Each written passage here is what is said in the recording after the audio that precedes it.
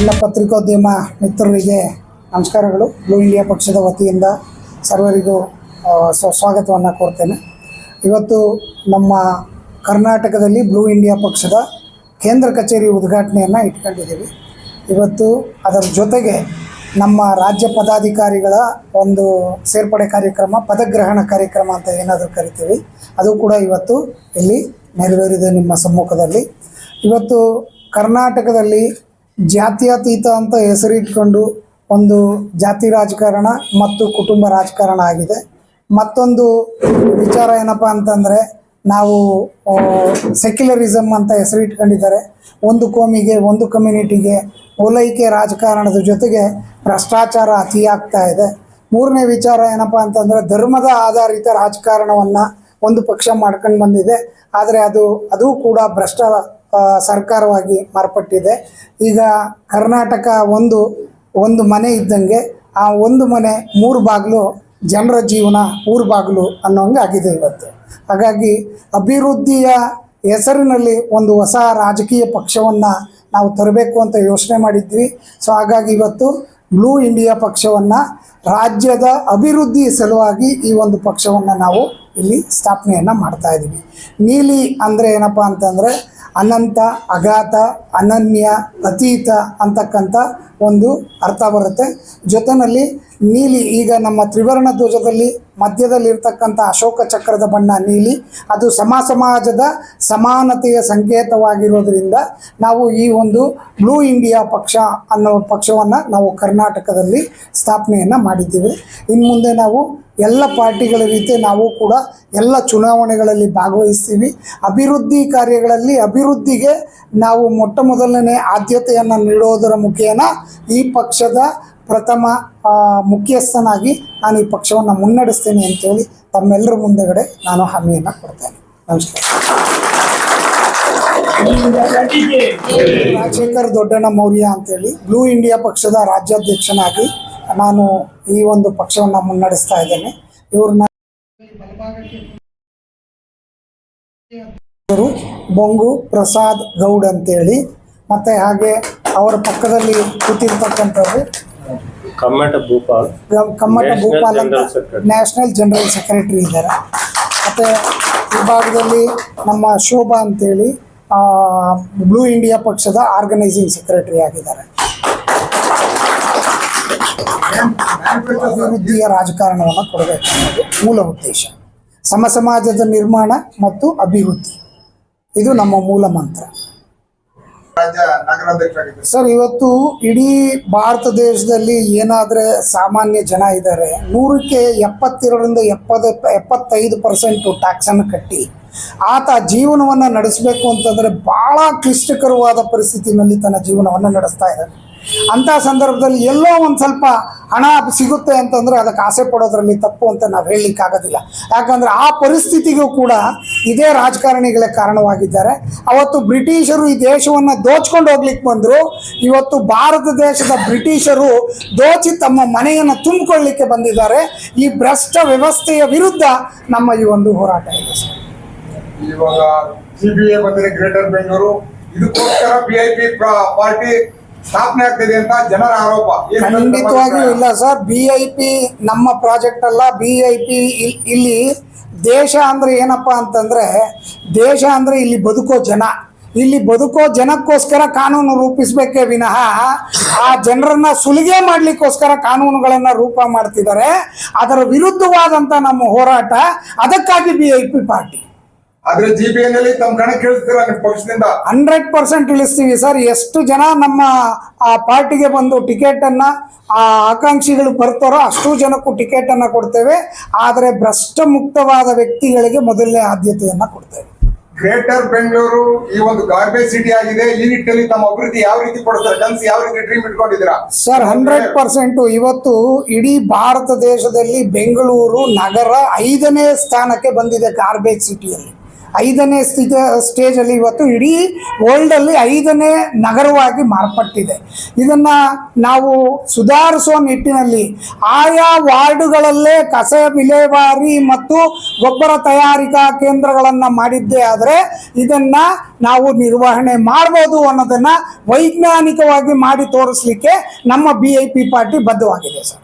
ತಮ್ಮ ರಾಷ್ಟ್ರೀಯ ಅಧ್ಯಕ್ಷರು ತಮ್ಮೊಂದು ಸ್ಥಾನ ಕೊಟ್ಟವ್ರೆ, ಅವ್ರಿಗೊಂದು ಇಮೇಜ್ ನ ಬಿಲ್ಡಪ್ ಮಾಡ್ತೀರಾ, ಪಕ್ಷ ಸಂಘಟನೆ ಮಾಡ್ತೀರಾ, ಅವ್ರ ಗೌರವ ಉಳಿಸ್ತೀರಾ, ಈ ನಿಟ್ಟಿನಲ್ಲಿ ತಮ್ಮ ಅಭಿಪ್ರಾಯ? ಸರ್, ಇಲ್ಲಿ ರಾಷ್ಟ್ರೀಯ ಪಕ್ಷ ಅಂತನೋ ಅಥವಾ ಇಲ್ಲಿ ಇನ್ನೊಂದು ಬೇರೆ ಯಾರ್ದೋ ವ್ಯಕ್ತಿತ್ವದ ವಿಚಾರಕ್ಕೋಸ್ಕರ ನಾವು ದುಡಿಯೋದಿಲ್ಲ. ನಾವು ದುಡಿತಕ್ಕಂಥದ್ದು ಇಲ್ಲಿನ ಜನಕ್ಕೋಸ್ಕರ, ಇಲ್ಲಿ ಬದುಕ್ತಿರ್ತಕ್ಕಂಥ ಜನರ ನೆಮ್ಮದಿಯ ಬದುಕನ್ನು ಕೊಡ್ಲಿಕ್ಕೋಸ್ಕರ BIP ಪಾರ್ಟಿ ಕೆಲಸ ಮಾಡುತ್ತೆ ಸರ್. నా పేరు బొంగు ప్రసాద్ గౌడ్. నేను బ్లూ ఇండియా పార్టీ జాతీయ అధ్యక్షుడిని.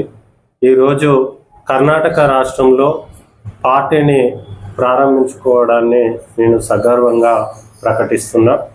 దొడ్డన్న గారి నాయకత్వంలో, రాజశేఖర్ దొడ్డన్న మారే గారి నాయకత్వంలో కర్ణాటక రాష్ట్రంలో తన అధ్యక్షుడిగా పార్టీ సేవలు ముందు కొనసాగనున్నాయని కూడా ప్రెస్ మీట్ సందర్భంగా తెలియజేయడం జరుగుతుంది.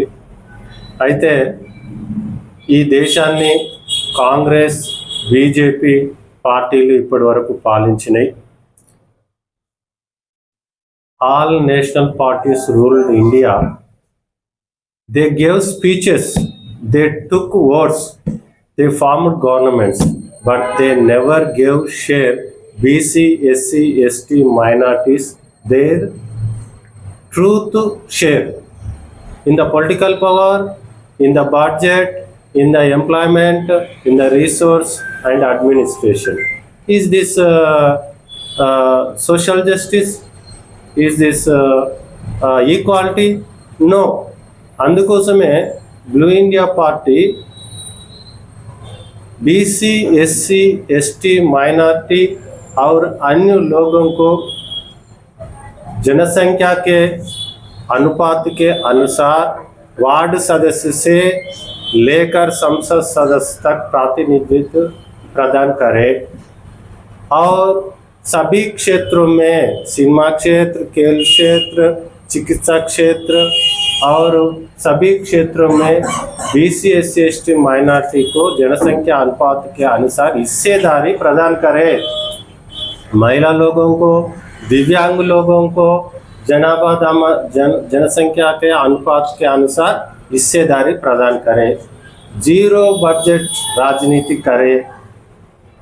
संविधान को पूर्ण रूप से लागू करें.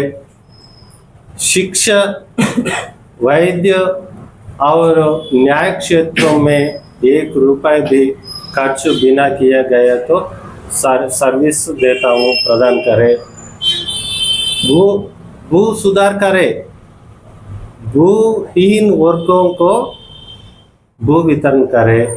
बजट वितरण भी BC, SC, ST माइनॉरिटी अन्य लोगों को जनसंख्या के अनुपात के अनुसार प्रदान करे. ये है असली सोशल जस्टिस. ये कांग्रेस पार्टी, BJP पार्टी और इधर JDS पार्टी, वो पार्टी JDS फैमिली पार्टी है, BJP पार्टी मततत्व पार्टी है, वो कांग्रेस पार्टी खत्म पार्टी है. लोगों को, गरीब लोगों को कुछ नहीं करे. Blue India party Karnataka state में राज्य जनगण में मुसलमान 13% है, मगर सरकारी उद्योग में 2% का कम है.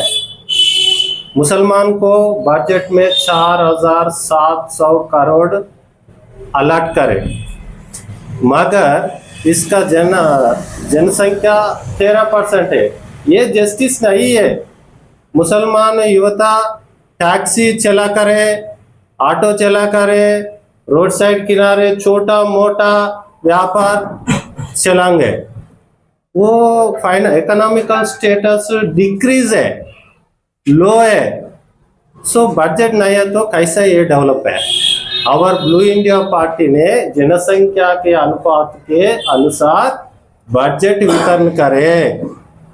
मुसलमानों का 13% जनसंख्या है, ओनली केवल 9 विधायन सभ्य है, वो भी जस्टिस नहीं है, बीसी को वाटा नहीं है, शेयर नहीं है। सो blue India party BC SC ST minority మరి ఇతరులకు వార్డు మెంబర్ నుంచి పార్లమెంటు మెంబర్ వరకు జనాభా తమాషా ప్రకారం వాటా కల్పిస్తుంది. అప్పుడే సామాజిక న్యాయం జరిపింపబడుతుంది. ఇక్కడ ఉన్నటువంటి జేడిఎస్ పార్టీ కుటుంబ పార్టీ, కుటుంబ కలహాలతోటి కుటుంబ అభివృద్ధి కోసం మాత్రమే పనిచేస్తుంది తప్పిస్తే ఈ రాష్ట్ర ప్రజల గురించి కానీ, ఈ రాష్ట్ర యువత గురించి కానీ, ఈ రాష్ట్ర రైతుల గురించి కానీ మేలు చేసినటువంటి సందర్భాలు మనకు కనిపిస్తలేవు. కాంగ్రెస్ పార్టీ అనేక హామీలు ఇచ్చింది, ఏ ఒక్క హామీని నెరవేర్చలే. ఇక్కడ ఉన్నటువంటి పరిశ్రమల్లో బీసీ ఎస్సీ ఎస్టీ మైనార్టీలకు వాటా దక్కలే. ఇక్కడ ఉన్నటువంటి ఉద్యోగాల్లో బీసీ ఎస్సీ ఎస్టీ మైనార్టీలకు జనాభా దామాషా ప్రకారం వాటా దక్కలే. మరి వాళ్లకు వాటా దక్కకుండా సోషల్ జస్టిస్ చెప్పుకోవడానికేనా? అంటే ఇప్పటి వరకు భారతదేశాన్ని కానీ కర్ణాటక రాష్ట్రాన్ని కానీ పాలించిన ఏ రాజకీయ పార్టీ కూడా సామాజిక న్యాయాన్ని ప్రాక్టికల్ ప్రజలకు పేదరికం పెరిగింది, ఉద్యోగాలు లేక నిరుద్యోగ సమస్య పెళ్ళిబిగిపోతుంది. కేవలము 15% ఓసీలు ఉన్నారు ఈ దేశంలో కానీ, ఈ యొక్క కర్ణాటక రాష్ట్రంలో కానీ. ఈ దేశ సంపద కానీ, ఈ రాష్ట్ర సంపద కానీ 15% ఉన్న కొన్ని సామాజిక వర్గాల చేతుల్లోనే చిక్కుపోయినాయి. దాన్ని బద్దలు కొడుతుంది. రేపు బ్లూ ఇండియా పార్టీ రిజర్వేషన్లు కూడా 100% అందరికి అందిస్తుంది. సమానత్వం కావాలి, అన్ని రంగాలలో వాటా దక్కినప్పుడే సమానత్వం వచ్చినట్టు లెక్క. స్వేచ్ఛగా మనిషి మాట్లాడాలి, జీవించాలి. ఈ రాష్ట్రంలో, ఈ దేశంలో ఎవరు ఏ బట్టలు ధరించాలి, ఏ తిండి తినాలనేది మనం నిర్ణయించకూడదు. అది వారి స్వేచ్ఛని హరించినట్లయితుంది.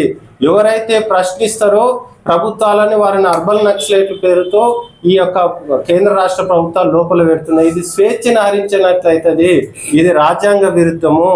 భారతదేశ ప్రధాని, బీసీ ప్రధాని, భారతదేశానికి మొట్టమొదటి బీసీ ప్రధాని నరేంద్ర మోడీ గారు కేంద్రంలో 50% పైగా ఉన్నటువంటి బీసీలకు no BC welfare ministry at central still, no caste based census central still, no reservations in promotions.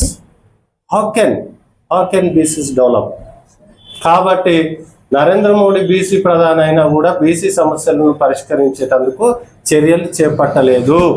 రిజర్వేషన్ల కాంగ్రెస్, బీజేపీ ఎప్పుడు కూడా అడ్డు తగులుతూ ఉన్నాయి.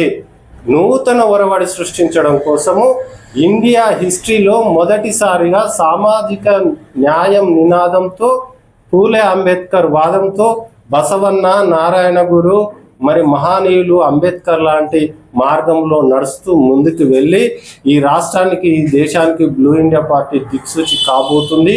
ప్రజలందరికీ సమానమైన హక్కులు, సమానమైన షేర్లను ఇస్తుందని ఈ ಸಂದರ್ಭದಲ್ಲಿ మేము తెలియజేయడం జరుగుతుంది. ಮೀಡಿಯಾದವರಿಗೆ ಹಾಗೂ ಪತ್ರಕರ್ತರುಗಳಿಗೆ ನಮಸ್ಕಾರ ಮಾಡುತ್ತಾ, ಹಾಗೂ ಇಲ್ಲಿ ಬಂದಿರತಕ್ಕಂಥ ನನ್ನ ಸ್ನೇಹಿತರಿಗೆ ಹಾಗೂ ಅಣ್ಣ ತಮ್ಮಂದರಿಗೆ, ಮತ್ತೆ ಇಲ್ಲಿ ಕೂತಿರ್ತಕ್ಕಂಥ ರಾಜ್ಯಾಧ್ಯಕ್ಷರಾಗಿರ್ತಕ್ಕಂಥ ರಾಜ್ಯಾಧ್ಯಕ್ಷರಲ್ಲ ರಾಷ್ಟ್ರೀಯ ಅಧ್ಯಕ್ಷರಾಗಿರ್ತಕ್ಕಂಥ ವಿ ಗೋಪಾಲ್ ಪ್ರಸಾದ್ ಸರ್ ಅವರು, ಮತ್ತೆ ಸಂಘಟನೆ ಕಾರ್ಯದರ್ಶಿ ಸೆಕ್ರೆಟರಿ ಅವರಿಗೆ, ಹಾಗೂ ರಾಜಶೇಖರ ದೊಡ್ಡಣ್ಣನವರ ಅಧ್ಯಕ್ಷರಾಗಿರ್ತಕ್ಕಂಥ ಇವ್ರುಗಳು ಎಲ್ಲರಿಗೂ ಕೂಡ ನಾನು ತಲವಾಗಿ ಸ್ಥಿರವಾಗಿ ನಮಸ್ಕರಿಸುತ್ತಾ, ಈ ಒಂದು ಪಕ್ಷಕ್ಕೆ ಸೇರೋ ವಿಧಾನ ನನಗೆ ರಾಜಕೀಯನೇ ಬೇಡ ಅಂತಿದ್ದೋಳು ನಾನು. ಹಾಗೆ ಸರ್ ಇಲ್ಲಮ್ಮ, ನಾವೊಂದು ಹೊಸ ಪಕ್ಷ ಕಟ್ಟೋಣ, ಅಲ್ಲೇನೋ ಒಂದು ಹೋರಾಟ ಮಾಡೋಣ, ಜನಗಳಿಗೆ ಶಾಂತಿ ತರೋಣ ಅನ್ನೋದೊಂದು ಮಾತು ಹೇಳಿದ್ರು ಸಾಹೇಬ್ರು, ನಮ್ಮ ರಾಜಶೇಖರ ದೊಡ್ಡಣ್ಣನವರು. ನಾನು ಎಲ್ಲೋ ಇದ್ದೋಳನ್ನ ಕರೆದು ಒಂದು ಪದವಿ ಅಂತ ಕೊಟ್ಟಿದ್ದಾರೆ. ಅದನ್ನ ನಾನು ಹೇಳ್ಬೇಕು ಅಂದ್ರೆ, ಬ್ಲೂ ಇಂಡಿಯಾ ಅಂದ್ರೆ, ಬ್ಲೂ ಅಂದ್ರೆ ಒಂದು ಶಾಂತಿಯ ಸಂಕೇತ. ಸಾರ್ ಹೇಳ್ದಾಗೆ ಆಕಾಶ ಬಣ್ಣ ಬ್ಲೂ, ಅದ್ರ ಪಕ್ಕದಲ್ಲಿರ್ತಕ್ಕಂಥ ನಕ್ಷತ್ರದ ತರ ನಮ್ಮ ಒಂದು ಪಾರ್ಟಿ. ಹಾಗೂ ಅಂಬೇಡ್ಕರು ಶಾಂತಿಯ ಸಂಕೇತ. ಇವತ್ತು ನನ್ನ ಪಕ್ಕದಲ್ಲಿ ಅಂಬೇಡ್ಕರ್ ಸಾಹೇಬ್ರೆ ಕೂತಿದ್ದಾರೆ ಅನ್ಸುತ್ತೆ. ಆದ್ರೆ ಆ ಬಣ್ಣ ಆ ಅಂಬೇಡ್ಕರ್ ಅವ್ರಿಗೆ ಹೋಲಿಸುತ್ತೆ. ಯಾಕಂತಂದ್ರೆ ಅವರು ಹೇಳಿದ್ರು, ಯಾರು ಸಂವಿಧಾನದಲ್ಲಿ ನಿಂತು ವಿರೋಧಿಗಳನ್ನ ವಿರೋಧವಾಗಿ ನೋಡಬೇಕು, ನ್ಯಾಯದಾಗಿ ನೋಡ್ಬೇಕು, ಆವಾಗಲೇ ನಮ್ಮ ಒಂದು ಶಾಂತಿಯ ಸಂಕೇತ ಆಗೋದು, ಅವಾಗಲೇ ನಿಜವಾದಂಥ ಕ್ಲೀನ್ ಚಿಟ್ ಆಗೋದು ಅಂತ ಹೇಳಿದ್ರು. ಇವಾಗ ಏನಾಗಿದೆ, ಬರೀ ಭ್ರಷ್ಟಾಚಾರ. ಈ ಕಾಂಗ್ರೆಸ್ ಸರ್ಕಾರ ಬಂದ್ಬಿಟ್ಟು ಬರೀ ಭ್ರಷ್ಟ ಆಗೋಯ್ತು. ಎಲ್ಲ ಉಚಿತ ಕೊಟ್ಬಿಟ್ಟು ಎಲ್ಲರಿಗೂ ನಿದ್ದೆಗೆಡಿಸ್ತು, ಜನಗಳಿಗೆಲ್ಲ ದಾರಿ ತಪ್ಪಿಸ್ತು. ನಮ್ಮ ಪಕ್ಷ ಏನಾಗಬೇಕು ಅಂದ್ರೆ, ಸರ್ ನಾನು ಇನ್ನೂ ಚರ್ಚೆ ಮಾಡಿಲ್ಲ, ದಯವಿಟ್ಟು ನನ್ನ ಕ್ಷಮಿಸಿ. ನಾನು ಈ ಪಕ್ಷಕ್ಕೆ ಸೇರೋವಂಥ ಉದ್ದೇಶ, ನಾನು ಸ್ವಲ್ಪ ಫಾಸ್ಟ್ ಮಾತಾಡ್ಬಿಡೋದು, ಏನಿದ್ರು ಅದನ್ನು ಡೈರೆಕ್ಟಾಗಿ ಮಾತಾಡ್ತೀನಿ. ನನ್ನ ಈ ಪಕ್ಷದಲ್ಲಿ ಶಾಂತಿಯಾಗಿ ಇದ್ದು ಕ್ಲೀನ್ ಸಿಟಿ ಮಾಡಬೇಕು. ಒಂದು, ಯಾರು ಭ್ರಷ್ಟಾಚಾರಿಗಳು ಇದ್ದಾರೋ ಆ ಅಧಿಕಾರಿಗಳನ್ನ ಮಟ್ಟ ಹಾಕಿ, ರಾಜಕಾರಣಿಗಳು ಯಾರೇ ತಪ್ಪು ಮಾಡಿದ್ರೆ ನೀವು ಇದೇ ತಪ್ಪು ಮಾಡಿದ್ದೀರಿ ಅಂತ ನೇರ ನುಡಿಲಿ ಇದ್ದು, ನಮ್ಮ ಪಕ್ಷನು ಎಲ್ಲ ಬಿಜೆಪಿ ಪಕ್ಷ ಆಗಿರ್ಬೋದು, JDS ಪಕ್ಷ ಆಗಿರ್ಬೋದು, ಕಾಂಗ್ರೆಸ್ ಪಕ್ಷ ಆಗಿರ್ಬೋದು ಎಲ್ಲ ಬಿಸಾಕಿ ನಮ್ಮ ಪಕ್ಷ 100 ಹೊಡ್ಕೊಂಡು ಇಡೀ ಕರ್ನಾಟಕದಲ್ಲಿ ಮಿಂಚುವಂತ ವೇಗದಲ್ಲಿ ಹೋಗಬೇಕು. ಎಲ್ಲರಿಗೂ ಒಳ್ಳೆ ನ್ಯಾಯ ನೀತಿ ಆಗಬೇಕು, ಎಲ್ಲರೂ ನೇರ ನುಡಿಯಲ್ಲಿ ಇರಬೇಕು ಅನ್ನೋದೇ ನಮ್ಮ ಈ ಒಂದು ಶಾಂತಿಯ ಸಂಕೇತದಲ್ಲಿ ಈ ಒಂದು ಪಕ್ಷ ಅಂದ್ರೆ ಬ್ಲೂ ಇಂಡಿಯಾ ಪಕ್ಷದಲ್ಲಿ ಇಂಡಿಯಾದಲ್ಲಿ ನಂಬರ್ 1 ಆಗ್ಬೇಕು ಅನ್ನೋದೇ ನನ್ನ ಒಂದು ಆಸೆ.